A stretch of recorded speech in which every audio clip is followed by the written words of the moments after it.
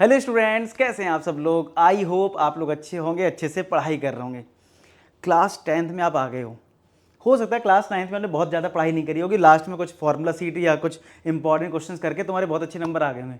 10th में थोड़ा pressure आएगा कि यार बोर्ड एग्जाम है, अच्छे करना है, ठीक है। देखो टफ बहुत ज़्यादा नहीं है, आपको बहुत आराम से अगर आप थोड़ा थोड़ा करके कंसिस्टेंट होकर पढ़ाई करोगे तो बहुत अच्छा स्कोर कर सकते हो। मैं कहूँगा फुल में फुल मार्क्स ला सकते हो। अभी तो स्टार्टिंग है सेशन में। इस वीडियो में फिलहाल मैं बात करूँगा कि यार जो तुम्हारा सिलेबस है उसमें क्या क्या है, कौन से चैप्टर्स थोड़े टफ हैं, कौन से इजी हैं जिनमें कम काम करके ज़्यादा नंबर आ जाते हैं, वो थोड़ी सी डिस्कस कर लेंगे। थोड़ा आपको ओवरव्यू मिल जाएगा 10th क्लास में कितनी यूनिट हैं, कौन कौन से चैप्टर हैं और कौन से चैप्टर कितने नंबर के हैं। ये मतलब ओवरऑल भाई होता ना, क्लास स्टार्ट होने से पहले में सारा कुछ पता होना चाहिए, ठीक है। तो वो मैं तुम्हें बताऊंगा अच्छे से, और डरने की बिल्कुल ज़रूरत नहीं है। अगर कोई डरा रहा है तो डरना नहीं है, बढ़िया से तुम्हें पढ़ाई करनी है और ठीक है रिलैक्स रहना है, बस कंसिस्टेंट रहना है। और कंसिस्टेंट रहोगे नंबर तुम्हारे बहुत बढ़िया आ जाएंगे। तो फिलहाल मैं मैथ्स का सिलेबस डिस्कस कर रहा हूँ। तो यार सीबीएसई के लेटेस्ट सिलेबस के अकॉर्डिंग तुम्हारी जो टोटल यूनिट है, अगर बात करूँ 1 2 3 4 5 6 7 यूनिट्स में डिवाइड करा गया। अगर मैं बात करूं टोटल चैप्टर्स की, तो भाई टोटल चैप्टर्स तुम्हारे जो हैं वो 14 हैं, ठीक है। टोटल चैप्टर्स जो हैं वो कितने हैं, 14 हैं। 14 चैप्टर्स को 7 यूनिट्स में डिवाइड करा गया। और सीबीएसई हमेशा यूनिट वाइज बताता है कि भैया ये यूनिट इतने नंबर की आएगी, ये यूनिट इतने नंबर की आएगी। तो फिलहाल आप देख सकते हो नंबर सिस्टम हमारी पहली यूनिट रहने वाली, जो कि 6 मार्क्स का पूछा जाएगा आपसे बोर्ड एग्जाम में, और ऐसा ही रहता है, ठीक है। अलजेब्रा में आपके 20 मार्क्स के क्वेश्चन बनेंगे। कोऑर्डिनेट ज्योमेट्री एक है आपका 6 मार्क्स का बनेगा।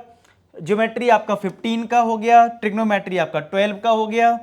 मेंसुरेशन आपका 10 का हो जाएगा। और आपका स्टैट्स एंड प्रोबेबिलिटी हो जाएगा 11 मार्क्स का। तो इस तरीके से टोटल जो है वो आपका 80 मार्क्स का पेपर बनेगा, ठीक है। तो अगर हम काउंट कर लें, देखो 26 ये हो गया, 26 और 6 32 हुआ, 32 15 में 47 हो गया, 47 और 12 हो गया आपका 59, 59 11 70 और ये 10 80 मार्क्स का तुम्हारा कवर हो जाता है। अब बात करता हूं कि नंबर सिस्टम यूनिट में आखिरकार कितने चैप्टर पढ़ने हैं, जो कि तुम्हारे कितने नंबर का है, 6 नंबर का है। तो यार इसमें तुम्हें जो है रियल नंबर चैप्टर पढ़ना है, जो कि हमारा ये कौन सा चैप्टर है, चैप्टर नंबर 1 है। ये हमारा चैप्टर नंबर 1 है। इसमें ये आप इसको स्क्रीनशॉट ले सकते हैं, आपको समझ में आ जाएगा भैया रियल नंबर जो है वो 6 मार्क्स का आपको देखने वाला है। इसके पहले आपने क्या देखा था, अलजेब्रा कितने मार्क्स का है, 20 मार्क्स का। अब अलजेब्रा में बहुत सारे चैप्टर्स कवर हो रहे हैं। कौन कौन से हो रहे हैं देख लो। पॉलिनोमियल जो कि हमारा चैप्टर नंबर 2 है, ठीक है। पेयर ऑफ लीनियर इक्वेशन जो कि हमारा चैप्टर नंबर 3 है। इसके बाद हमारा क्वाड्रेटिक इक्वेशन चैप्टर नंबर 4 है। अरिथमेटिक प्रोग्रेशन चैप्टर नंबर 5 है। ये सारे चैप्टर्स अलजेब्रा में है, जो कि 20 मार्क्स के आपसे पेपर में पूछे जाएंगे। तो हमारी 2 यूनिट कवर हो गई। क्या, नंबर सिस्टम में 1 चैप्टर कवर है और 4 चैप्टर कवर हो गए अलजेब्रा में। इसके बाद कौन सी यूनिट थी, इसको अगर हम देखें एक बार फिर से, तो हमारी एक यूनिट है कोऑर्डिनेट ज्योमेट्री, ठीक है। तो कोऑर्डिनेट ज्योमेट्री हमसे 6 मार्क्स का पूछा जाएगा। और कोऑर्डिनेट ज्योमेट्री जो कि 3rd यूनिट है, जिसमें सिर्फ एक ही चैप्टर है, जो कि है कोऑर्डिनेट ज्योमेट्री, एक ही है, जो कि हमारा चैप्टर नंबर 7 है। कौन सा है, चैप्टर नंबर 7 है, एक ही चैप्टर है इस यूनिट में, ठीक है। फिर इसके बाद आता है ज्योमेट्री। इसके बाद आपका आता है ज्योमेट्री 4th यूनिट। क्या क्या आ जाएगा, ट्राइंगल आ जाएगा। ट्राइंगल कौन सा चैप्टर है, ट्राइंगल आपका चैप्टर नंबर 6 है, ठीक है। और आपका ये सारा थ्योरी पार्ट बता रखा है इसमें, ठीक है। सर्किल आ जाएगा, ठीक है, सर्किल आपका होगा, क्लियर। सर्किल आपका चैप्टर नंबर 10 हो जाएगा। तो इस तरीके से तुम्हारा ज्योमेट्री वाला पार्ट हो गया। फिर आता है ट्रिग्नोमेट्री, सबसे ज्यादा पूछा डराने वाला चैप्टर रहता है ट्रिग्नोमेट्री, ठीक है।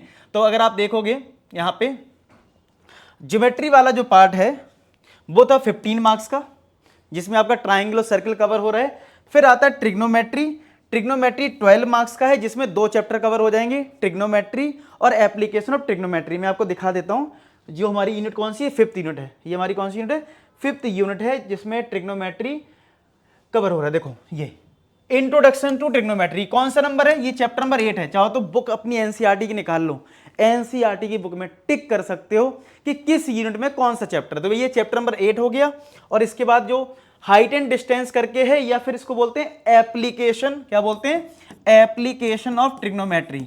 इसको बोलते हैं एप्लीकेशन ऑफ ट्रिग्नोमेट्री, ठीक है, एप्लीकेशन ऑफ ट्रिग्नोमेट्री बोलते हैं, जो कि हमारा चैप्टर नंबर कौन सा है, 9 है, ठीक है जी। तो यहां तक समझ में आ गया सबको। फिर हमारा नेक्स्ट यूनिट आ गया कौन सा, मेंसुरेशन, जिसमें हमारे 2 चैप्टर रहेंगे, area related to circle and surface area and volume. तो एरिया रिलेटेड टू सर्किल हमारा चैप्टर नंबर 11 होगा और surface area and volume chapter number 12 होगा। और ये कितने नंबर का है, ये आप यहां से देख सकते हो, जो पहली स्लाइड है इसका स्क्रीनशॉट ले लो। मेंसुरेशन कितने नंबर का है, यहाँ पे 10 मार्क्स का है। और लास्ट के 2 चैप्टर हैं, स्टैटिस्टिक्स एंड प्रोबेबिलिटी, ये 11 मार्क्स का है। और अगर मैं चैप्टर नंबर की बात करूं आपसे, तो भाई ये चैप्टर नंबर हमारा 13 है, ठीक है, और हमारा ये चैप्टर नंबर 14। इस तरीके से 14 चैप्टर्स कंप्लीट हो जाते हैं। अब मैं बता देता हूं लाइन बाय लाइन, इसमें से ऐसे कौन से चैप्टर्स हैं जो आपको ज्यादा प्रैक्टिस करने पड़ेंगे, थोड़े आपको परेशान करेंगे, ठीक है। ये दोनों चैप्टर आपको आसान लगेंगे। ये भी है, कुछ बच्चों को सरफेस एंड वॉल्यूम थोड़ा सा टफ लगता है लैंग्वेज के बेसिस पे, बाकी इजी रहेगा, ठीक है। यहाँ पे हाइट एंड डिस्टेंस में प्रैक्टिस आपको करनी पड़ेगी। और भैया ट्रिग्नोमेट्री, जो कि हमारा चैप्टर नंबर 8 है, बहुत प्रैक्टिस मांगेगा। मतलब सारे चैप्टर एक तरफ, ये चैप्टर एक तरफ, ठीक है। जितनी ज्यादा प्रैक्टिस कर सकते हो। दूसरा, अगर आप एक जेई एस्पिरेंट हो, यानी कल के दिन तुम्हें जेई के या कोई कॉम्पिटिटिव एग्जाम देना है, तो ये चैप्टर भाई पीछा नहीं छोड़ने वाला है। 11th में, 12th में, सब जगह ये बहुत काम आने वाला है, ट्रिग्नोमेट्री वाला चैप्टर। तो भाई इसकी प्रैक्टिस बहुत तुम्हें करनी पड़ेगी। और अगर मैं देखूं सर्कल्स की बात करूं, ठीक है, ये तुम्हें 10 तक बहुत काम आएगा, ठीक है। ट्राइंगल थोड़ा प्रॉब्लम करने वाला चैप्टर रहता है, ज्योमेट्री वाला पार्ट थोड़ा सा बच्चों को टफ लगता ही है, वो वाली बात है, इसकी प्रैक्टिस आपको करनी पड़ेगी। कॉर्ड ज्योमेट्री आपका इजी रहेगा, ज्यादा टफ नहीं है चैप्टर, इजी रहने वाला है, ठीक है। क्वाड्रेटिक, और अगर मैं बात करूं इस चैप्टर की, पेयर ऑफ लीनियर इक्वेशन, ये दोनों चैप्टर ऐसे हैं जिनमें वर्ड प्रॉब्लम रहती है। क्या रहती है, वर्ड प्रॉब्लम।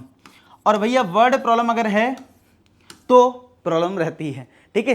तो यहां पे ये 2 चैप्टर थोड़े से प्रॉब्लम कर सकते हैं, बच्चों को परेशान करते हैं कि भाई वर्ड प्रॉब्लम को हम कैसे सॉल्व करें। तो भाई वर्ड प्रॉब्लम थोड़ी सी मेहनत करनी पड़ेगी। पॉलिनोमियल आपको आसान लगेगा, और जो पहला चैप्टर आपका रियल नंबर है, ये भी आपको आसान लगेगा, ठीक है। तो ये एक ओवरव्यू था सिलेबस का। और आप कैसा फील कर रहे हैं 9 से, जब आप 10th में आ चुके हैं, आप कैसा फील कर रहे हैं, ये भी मुझे कमेंट सेक्शन बताना।